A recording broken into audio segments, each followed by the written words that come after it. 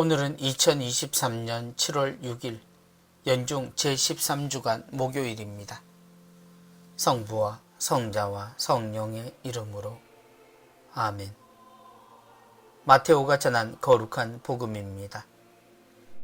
그때 이 예수님께서는 배에 오르시어 호수를 건너 당신께서 사시는 고을로 가셨다.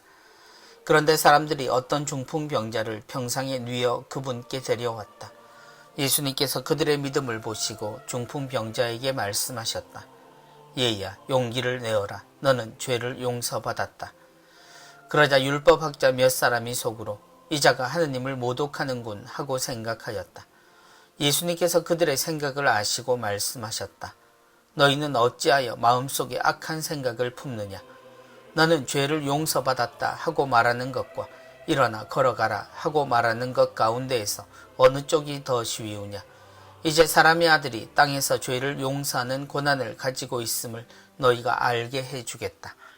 그런 다음 중풍병자에게 말씀하셨다. 일어나 내 평상을 가지고 집으로 돌아가거라. 그러자 그는 일어나 집으로 갔다. 이 일을 보고 군중은 두려워하며 사람들에게 그러한 고난을 주신 하느님을 찬양하였다. 주님의 말씀입니다. 그리스도님 찬미합니다.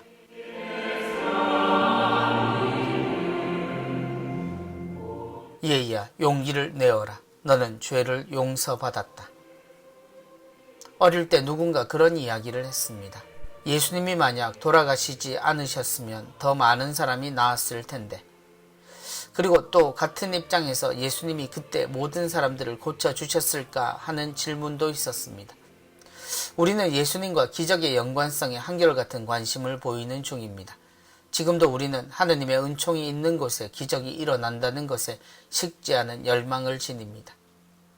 사람들이 어떤 중풍병자를 평상에 뉘어 그분께 데려왔다. 살면서 장애를 지닌 분들을 만날 기회가 많습니다. 가족으로 또 신앙 공동체 신자들로 만나게 될 때 제 주변의 사람들 중 그 장애에 치유를 얻은 분은 없었습니다.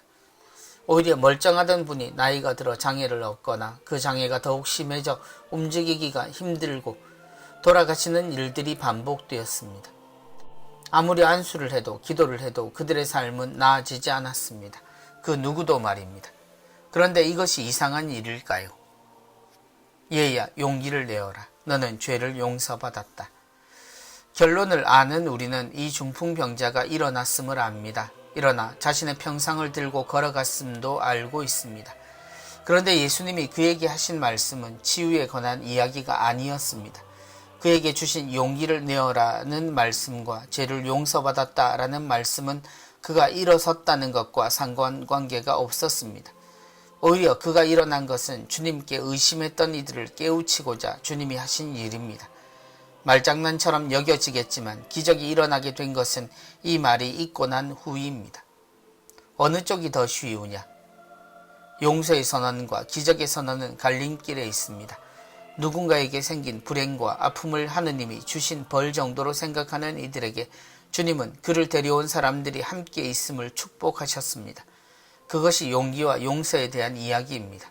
그럼에도 우리 머릿속은 그가 일어난 것에만 집중되어 있습니다. 우리도 어쩌지 못하는 일을 보았기 때문입니다.